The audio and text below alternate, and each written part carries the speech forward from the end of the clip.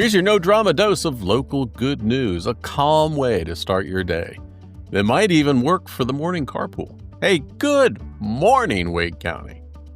I'm Steve, your friend, your neighbor, and your host. Thanks for joining me here today where we skip the noise and start the day with something good. Now, this morning, we're talking about quiet momentum, the kind you almost miss if you're moving too fast. Funky street festivals, job markets that bloom in silence, sunsets that slow the world down, and a farmer's market that's feeding more than just bellies. Let's begin with a town that's found its rhythm again and decided to throw on some polyester and a party to prove it. Now, listen, I'll be downright negligent if I didn't tell you about this. Just a little north of Wake County is the town of Franklinton. And it's about to get funky. I mean, legally funky, in fact. On Saturday, June 14th from 5 to 9 p.m., Main Street is transforming into Funkytown, a 70s and 80s themed street party with live music from the Groove Slingers, a guest set by DJ Funk, food trucks, local vendors, and yes, an honest-to-goodness dance-off. But here's the thing. This isn't just some retro gimmick. It's a groove-powered love letter from a town that's been quietly rewriting its story. New restaurants, new energy, and now, old-school soul right under string lights. And let me tell you, I've seen Franklinton in a very different light over the years. A few years ago, I pulled up outside an auto parts store in Franklinton where a man's car engine was on fire. Smoke was pouring out. The fire department had already arrived on scene and was hosing it down. The driver, standing nearby, arms crossed, shaking his head, turned to me and said, "Oh man, this is my girlfriend's car. She's gonna be pissed." I looked at the car, looked at him, looked at the car, and all I could think to say was, good luck. Funny thing is, that scene, the smoke, the sirens, the stress, feels like a different Franklinton now, because today that same town is turning up the music instead of the heat. From the fire under the hood to the fire in your feet, they're moving forward one funky foot at a time. So dig out all those bell bottoms, shine up those dancing shoes, and maybe leave your girlfriend's car at home. Take that little trip a couple miles across the Wake County line on June 14th and have yourself a party.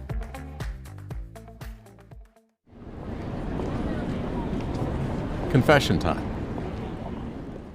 I used to say the name of this next town wrong. I would say Fuquay.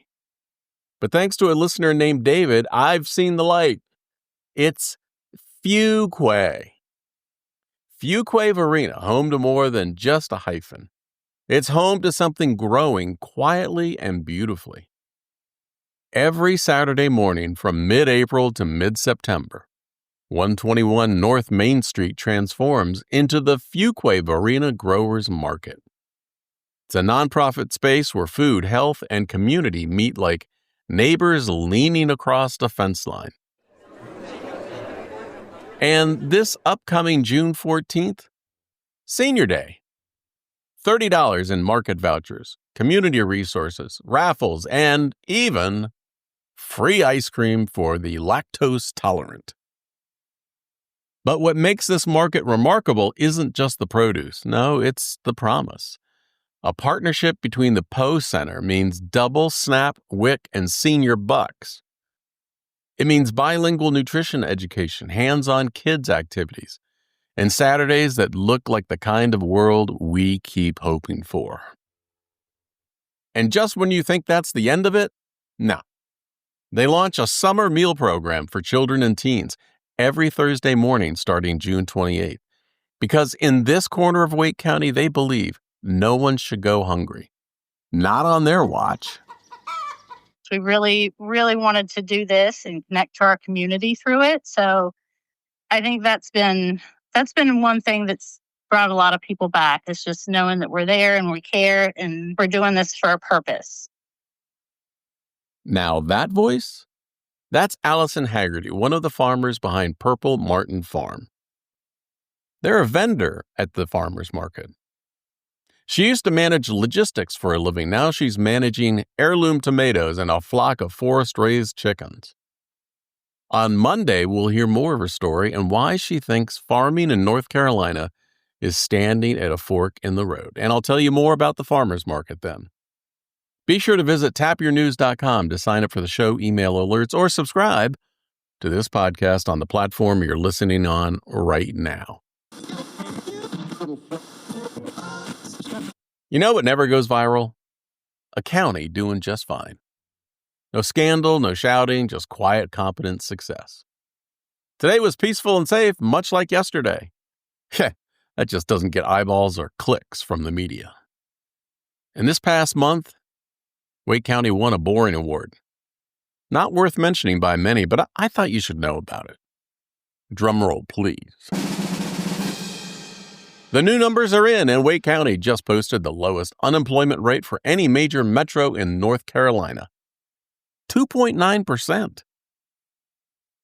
It's not flashy, it doesn't come with a ribbon cutting or a press conference, but it's real. Charlotte, 3.5%. Durham and Orange, 3%. Statewide, 3.4%. But Wake, still leading steady as a metronome.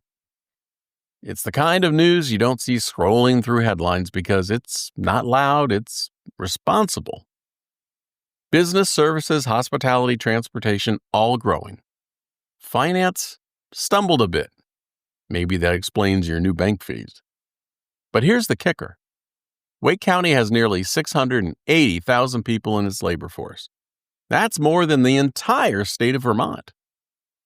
Imagine the entire state of Vermont waking up, putting on slacks, and only 2.9% of them calling in sick. Hey, that's what we're doing here. So if things feel messy out there, remember, sometimes the most hopeful numbers are the quiet ones.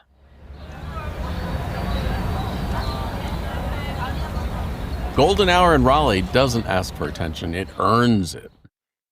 It's the time of day when light softens and everything else seems to follow. Golden hour, just after sunrise or just before sunset, is when the sunlight filters through the air at a low angle. The result is a glow that's warmer, gentler, almost cinematic. Buildings turn amber, trees seem to shimmer at the edges, and even the rush of a city feels like it pauses, just for a moment. Photographers love it, and so do poets, but for most of us, golden hour is simply the best kind of light. It's the kind that makes everything look a little more peaceful and feel a lot more possible. And if you're standing in the right spot, you'll swear the sky is whispering.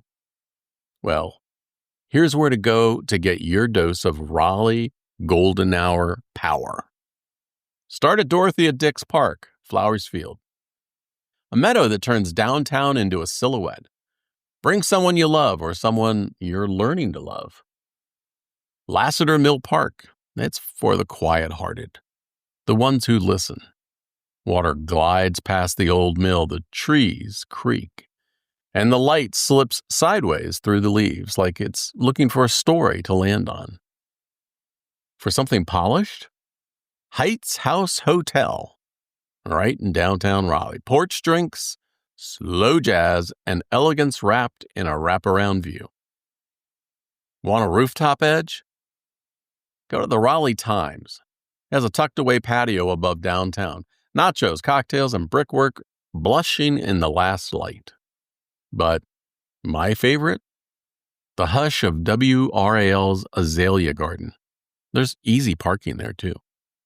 It's where the petals glow like stained glass, and no one has to say a word. Thanks to Raleigh Magazine for reminding us where the best views are and that they're not far away. They're already here. You just have to know where to stand. So thanks for letting me start your morning. If you're listening on YouTube, boop the like button. And if you're tuning in through Apple Podcasts, tapping those 5 stars tells the algorithm this was worth hearing, and that helps more folks find their way here. I would really appreciate it. And don't forget, Monday we'll be heading back to Fuquay-Varina to hear the rest of Alison's story and more about the farmers market. You want to hear how a logistics pro ended up in a chicken forest with a purpose bigger than farming. Until then, hey, take it slow, take it local, and take care of each other.